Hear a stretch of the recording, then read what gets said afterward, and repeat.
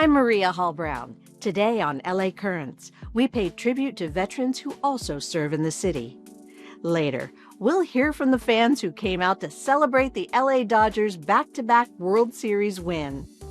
But first, he has public service experience at the federal and state level, but is now focused on matters closer to home.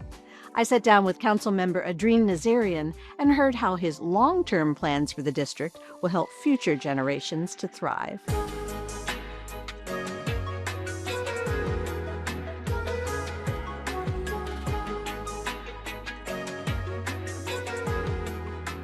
I'm delighted to be joined today by Councilmember Adrin Nazarian from Council District 2. So nice to have you with us today. Thank you for having me as well.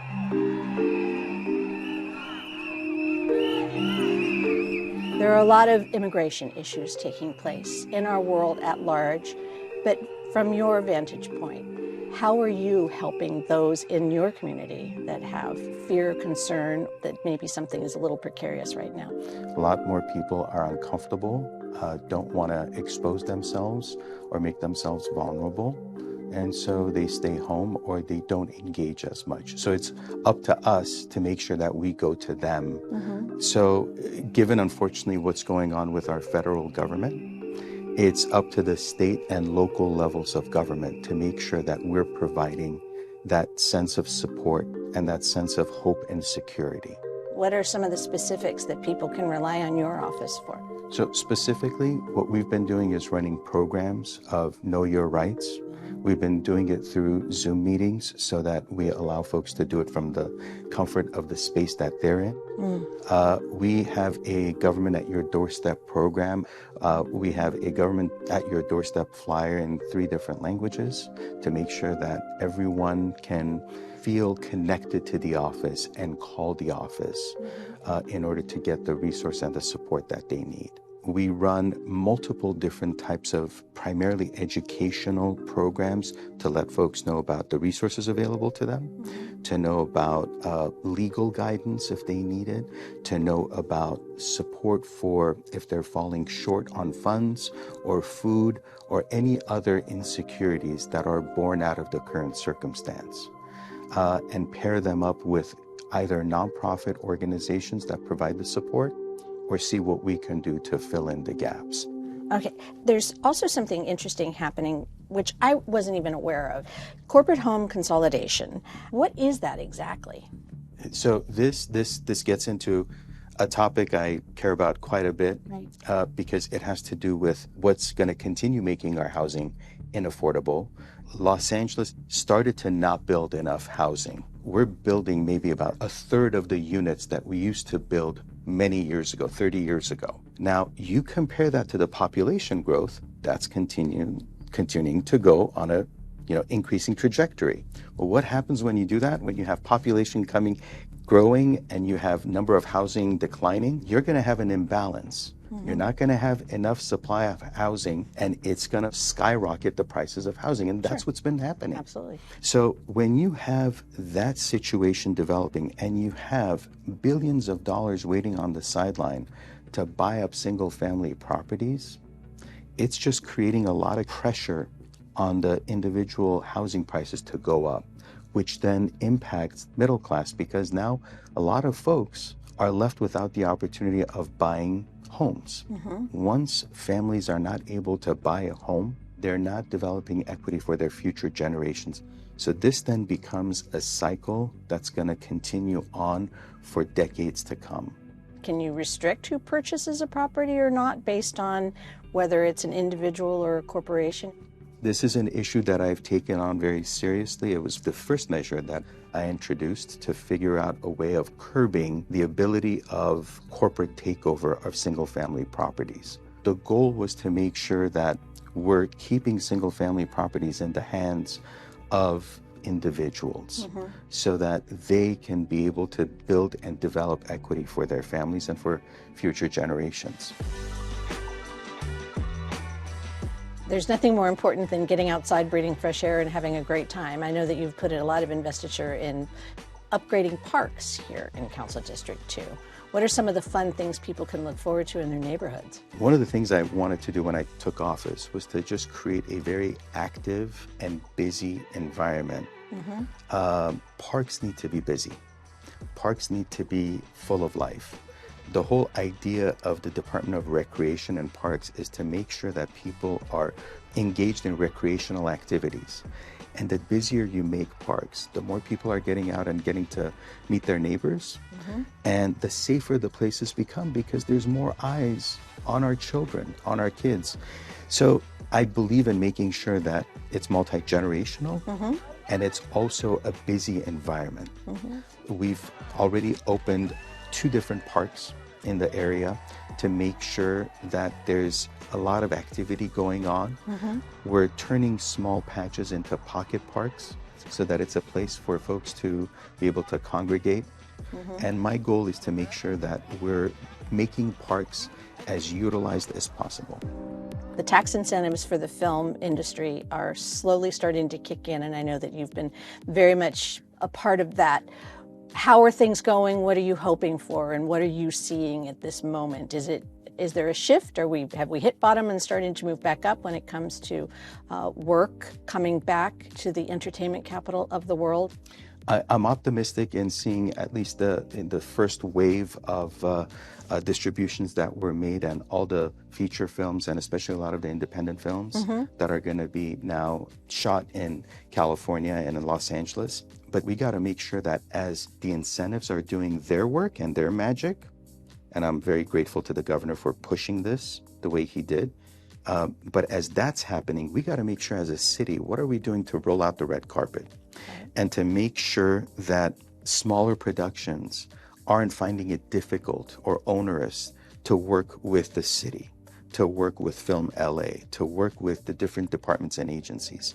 If there are inefficiencies because we have multiple duplicative requirements, well then maybe it's time for us to look at that and shorten that to make the appropriate changes and adjustments needed. So we need to continuously figure out how we stay competitive and fight against these other factors that are constantly taking filming away from us, and make it easier to continue filming here. Maybe in the past, we needed to have multiple onerous requirements for safety purposes, but maybe we can now modify those so that it's easier to film here and not have that increasing cost of doing the business here. Yeah, taking the hassle out will always make it much more appealing to people. And let's not forget, Los Angeles is a place of a lot of folks coming into the area to pursue entertainment. This is how Los Angeles grew. If we're going to make it difficult for people to come in, we're going to forego on the opportunity of having the talent that came with these individuals. Not just the talent of performing, but also the talent of wanting to leave the comfort of their family in another state, hundreds of miles away, maybe in another country, to pursue the dream. Because even if they end up not being in the industry, that raw talent is what puts us ahead of everybody else, because those are the attributes, that character, that strengthened the area, that allowed us to have people with grit and perseverance. I hear a lot of hope and promise in everything that you've been saying. What do you love best about being a council member right now? Being able to make an impact. That's the goal of this. You want to make an impact. You want to make things, obviously you want to make things better off than when you took the role. So if people want to know what you're doing or ask you questions or just keep informed, what's the best way for them to follow up on our conversation in a more intimate way? Multiple ways. They can, first of all, call our office, traditional way. Or they can follow us on one of our handles. Instagram handle is CD2 Los Angeles.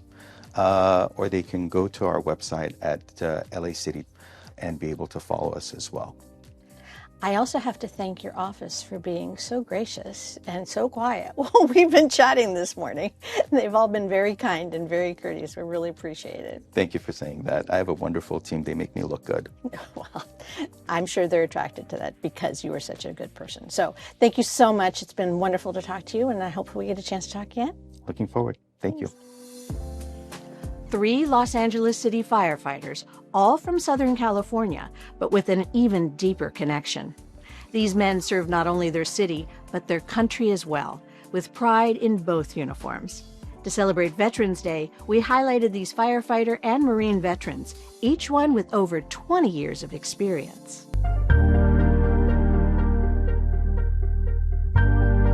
So I definitely take great pride in wearing both uniforms. I didn't think I would still be in the Marine Corps after 24 years. There aren't very many of us on the fire department that are still actively in the reserves.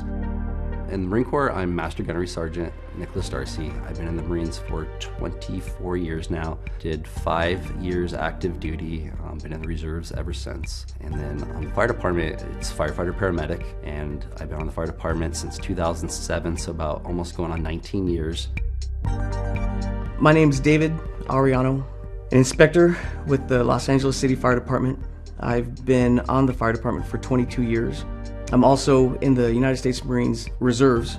I hold the rank of Master Gunnery Sergeant. I've been faithfully serving for the past 28 years. I was born in East LA. My dad was LAPD, so kind of a hard individual. His dad, my grandpa, was a World War II Marine who was a Purple Heart recipient during the Battle of the Pacific, and specifically on the island of Guadalcanal. So he was brought up by a Marine, and he pretty much voluntold my brother and I that we were going to be going to the Marine Corps after we graduated from high school. My name is Jason Knoll. I'm a Master Gunnery Sergeant retired in the United States Marine Corps. I did 29 years of service with the Marine Corps. I've been with the Los Angeles Fire Department for about 17 years at this point. I was born in Torrance, raised in Hermosa Beach. When I was in high school, there was a Marine Corps ROTC program. I found out I wanted to join the Marine Corps, mostly because I got to see the Marines that were running the program there. I grew up in Castaic, a little town outside of Santa Clarita, and being outside as much as I did kind of gave me the reason why I wanted to become a Marine.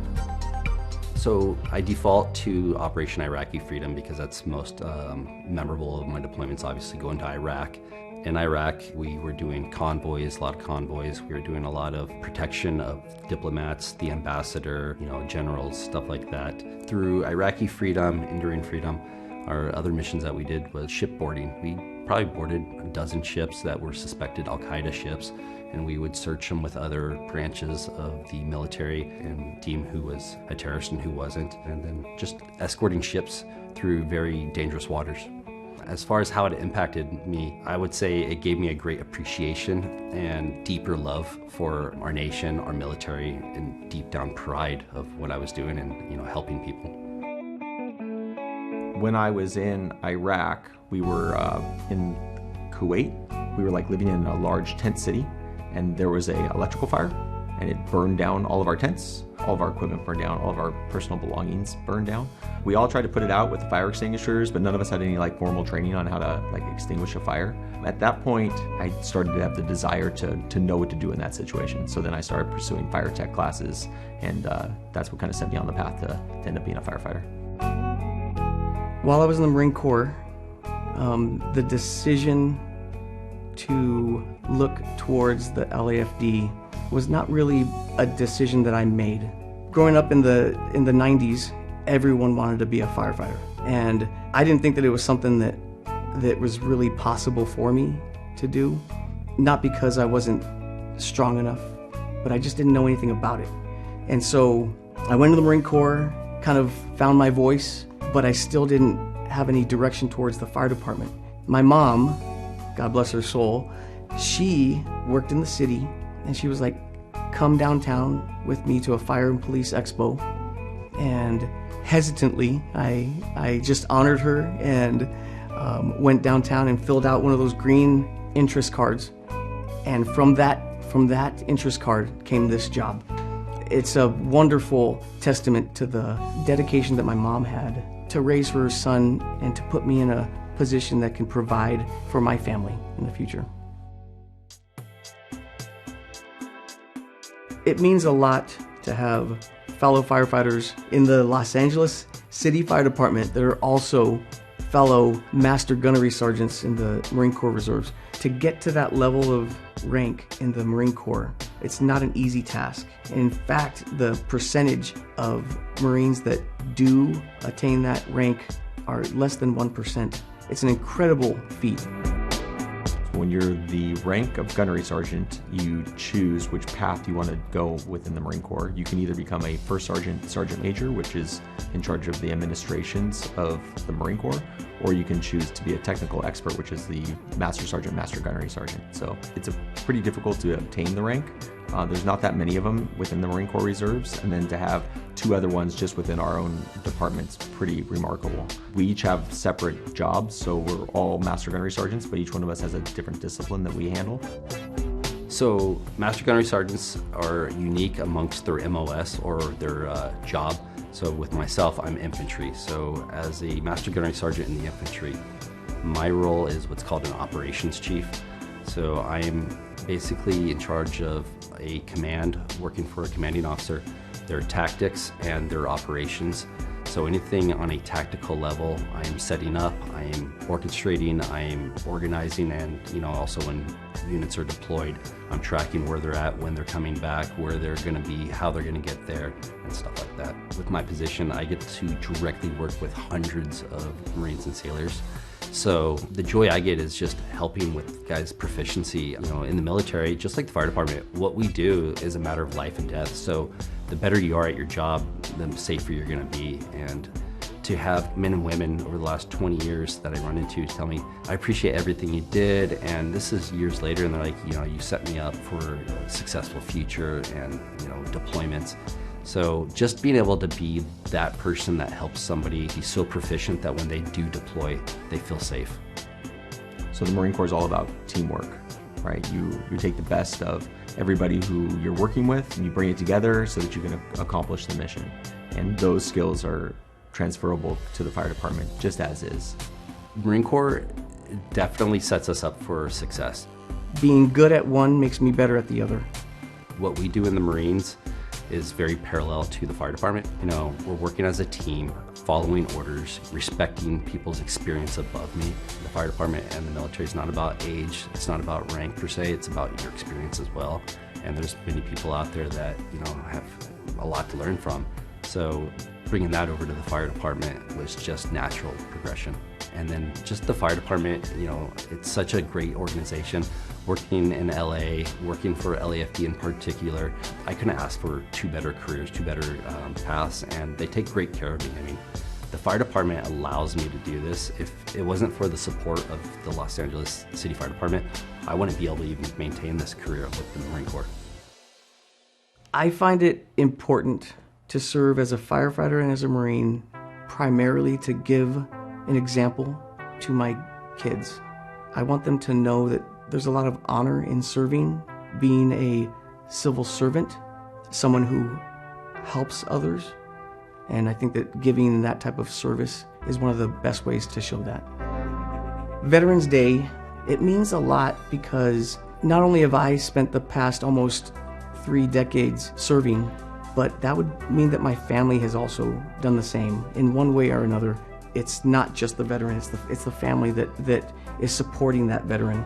And numerous amount of spouses and kids that have had to go through multiple deployments.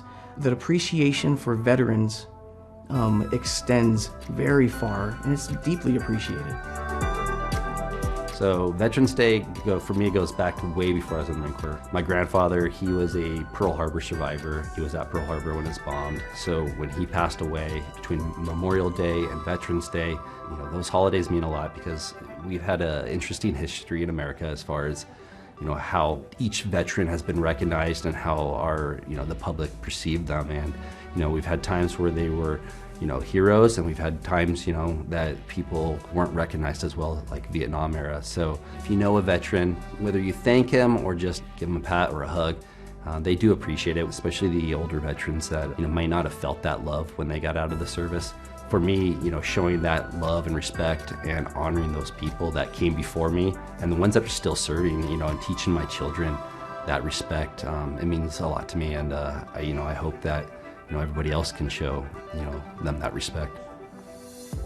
From a start in Tokyo to the final out in Toronto, the Dodgers brought the World Series trophy home to LA. Dodgers fans from all over came together to celebrate the team's first back-to-back World Series win.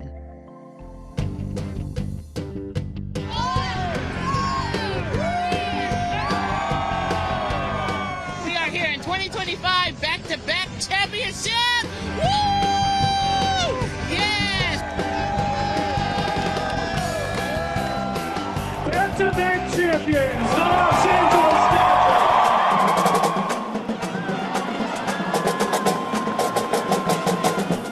Excited. We can't wait for the parade to start, and we actually have front row seats, so we're cool. We've been here since 7 o'clock this morning. We know the parade didn't start till 11, but we're just going. We're all in for the Dodgers.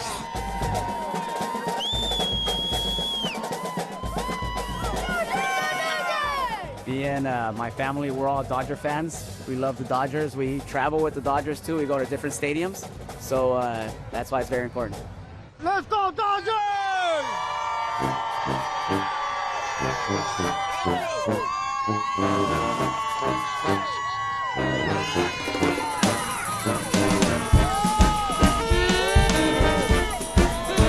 That's one thing the Dodgers do, is bring everybody together.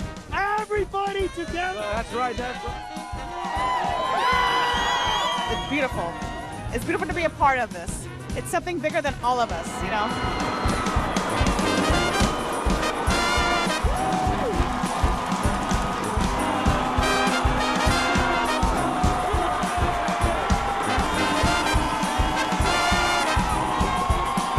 To get to meet new people from other different backgrounds and cultures in every city, and it's just very amazing here.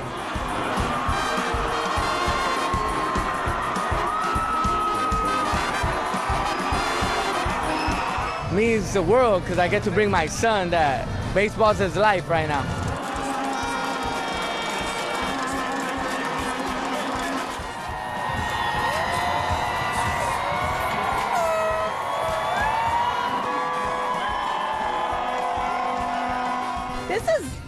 This is home. It's Dodgers. We have to represent. It's all about the culture. Look at this.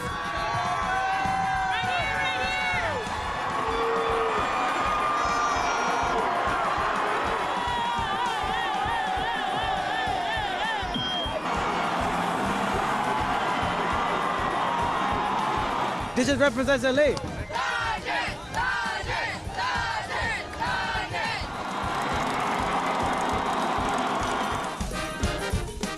We brought the trophies out here because the players live their entire life just to get their hands on one of these. So we want to share the celebration, not only with the players, but with all the fans, all the people in Los Angeles, everybody that deserves it. So we have a long line. People are waiting for about an hour and a half just to take an opportunity with these pictures. And yeah, we're out here for the fans as well.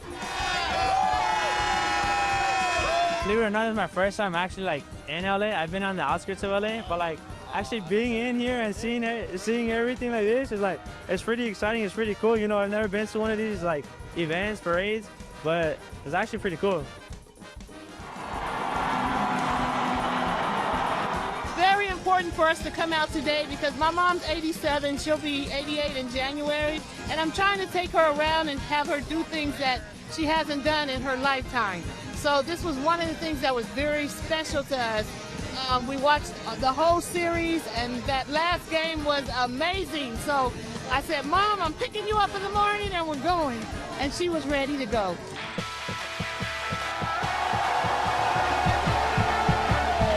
I'm here because I want to celebrate this back-to-back championship. Los Angeles is mad crazy for their Dodgers. I just happen to be one of them.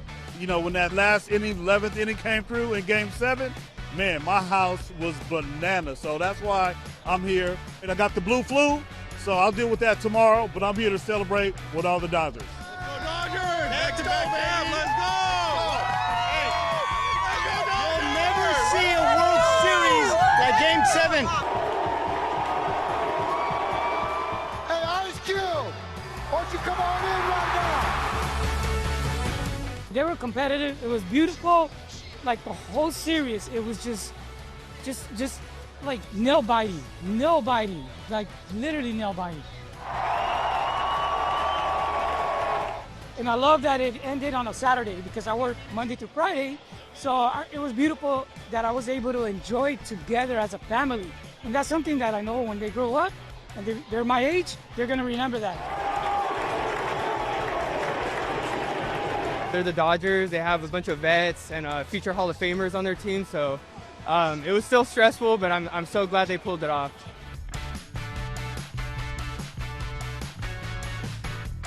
I want to say thank you so much, Dodgers. We're so proud of you guys. Thank you for bringing it home again. Back-to-back champions. Woo!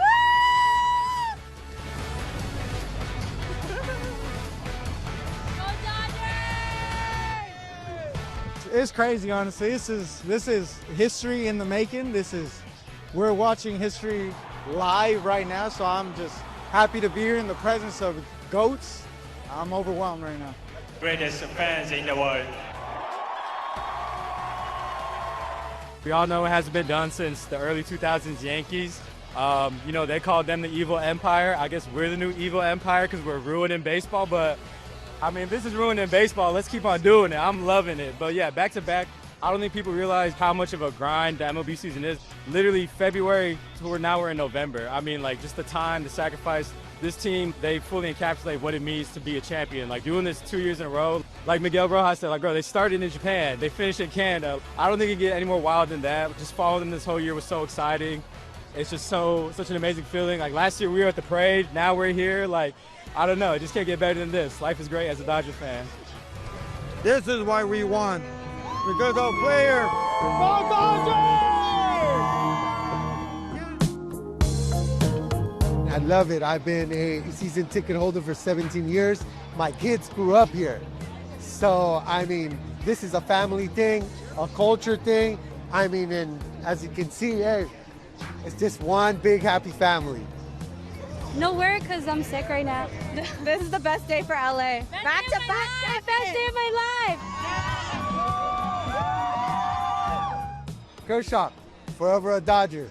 Yamamoto is the GOAT. There's no being that dude. Yamagoat, shout out him. As you can see, I'm rocking the Jackie Robinson, the historical piece. I mean, just from them coming over from New York to being here in Los Angeles, a crazy, nice, organized organization. Man, I love the blue and white, and I've been coming here since I was a little kid. So I'm 56. That's a long time of Dodger history. It's a family thing, right? Like, my grandpa on my dad's side, he worked with the team for a couple years back in the 70s. My dad, born and raised here, he just passed down the fandom to me. Like, I remember being a kid, him telling me about Kirk Gibson's walk-off. Like, I remember coming to games back in the, 2000s, 2010s, like, Matt Kemp was my guy. Andre Ethier was my guy. This man right here, my favorite player of all time. Thank you for 18 years. Thank you for showing up and watching us play for the last 18 years. Thank you for being here for me and my family and supporting us. And thank you for all you guys. Thank you, my teammates. You guys are the best in the world. It's just like a lifelong thing for me. It just feels like it's been years in the making, this greatness. This is a dynasty now. It's a family thing. I love it. I feel like we're winning for all my past generations, and they can see more Dodgers championships. That's what I'm hoping for. Everybody's been asking questions about a dynasty. How about 3 and 6 years? How about a back-to-back? Yes! Three-peat would be pretty nice to see here in Los Angeles. I'm ready to get another ring. Job in 2024 done. Job in 2025 done. Job in 2026 starts now.